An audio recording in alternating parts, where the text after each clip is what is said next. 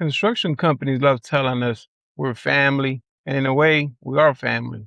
We work 10, 12, sometimes 14 hours beside the same people. Some weeks, we spend more time with our coworkers than we spend with our actual families. But I recently had a conversation with a journeyman, and he said something that stuck with me. He told me, Andy, we give the company everything when we're working, but when it's time to take one day off or use 1 week of vacation, all of a sudden, we're not family anymore. Now, taking care of your real family is frowned upon. Think about that. Your family when the project needs 712s.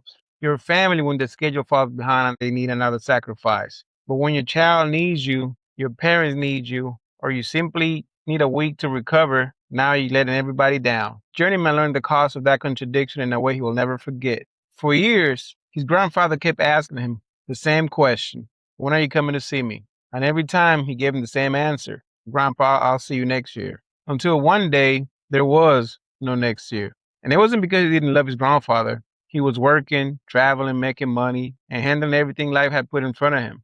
He believed he had time. Then, while he was working in Iraq, he received a phone call that his grandfather was sick. He immediately took off and started heading home. But by the time he got to Houston, his grandfather had passed away. He never got the visit he thought he would have next year. And that regret stayed with him for years. Anyways, what's going on, my people? Welcome back to 712s. If you're new here, my name is Andy. I spent years working alongside tradesmen in some of the biggest construction projects in America. This is Lessons from the Jobsite, real lessons that come from the conversations workers have when they finally put the tools on and start talking about life. Anyways, so after losing his grandfather, that journeyman made a conscious decision. When he's at work, he gives the job everything he has. He works hard, he supports his crew, he handles his responsibility. But if he needs a week for his family, he's taking that week. He said it plainly: I'm taking it. I give this job almost my entire year, but if I need 1 week, I need 1 week. And he wasn't asking for permission to care about his family. He was letting the job know that some things are bigger than the project. Construction teaches us how to sacrifice. It teaches us to work long hours, travel across the country, and miss birthdays, anniversaries, graduations, and holidays. It also teaches us that dependable worker is the person who never calls in. We admire the person who comes to work sick. We praise a worker who hasn't taken vacations in 3 years. And some workers are so afraid of losing overtime or falling behind on their payments that taking 1 week off feels impossible.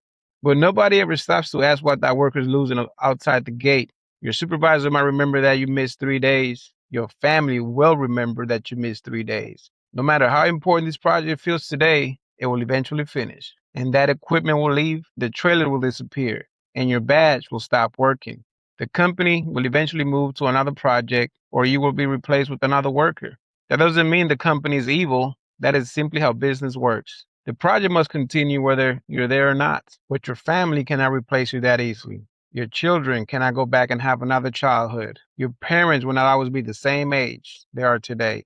And your grandparents will not always be waiting for you next year. If these are the type of conversations you believe blue-collar workers need to have, please subscribe to 712s. We talk about money, but we also talk about what that money can cost us. Now, I am not telling you to become unreliable.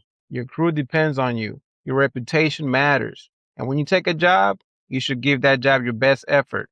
But being dependable does not mean surrendering every important moment of your life. You must draw the line. The problem is that many of us never decide where the line is until something happens that we cannot undo. We wait until someone becomes sick. We wait until our marriages is struggling and falling apart. We wait until our children stop asking, when are you coming home? Then we realize the money was never the only thing that mattered. So I want you to ask yourself a difficult question today. Who keeps asking you, when are you coming to see them? Is it your mother, your father, your grandfather, your stepkids, your grandparents? Maybe it is your son or daughter asking, when are you coming home? And what answers do you keep giving them? Are you telling them after this project, after this shutdown is over, or once the overtime slows down? Or will you be saying, next year? If somebody immediately came to your mind, don't ignore the feeling. Make that phone call. Choose the weekend. Buy the ticket. Put the date on the calendar before another project gives you another reason to postpone it. And if missing 1 week of work would destroy you financially, start by building a small time-off fund. Save enough to cover 1 week of bills. That money doesn't only protect you during an emergency. It gives you the ability to choose your family without immediately panicking about your paycheck. We work because we want to give you the people we love a better life. But sometimes we become so focused on providing for them that we stop being present with them. A bigger check cannot replace your presence. Overtime cannot buy a missed goodbye.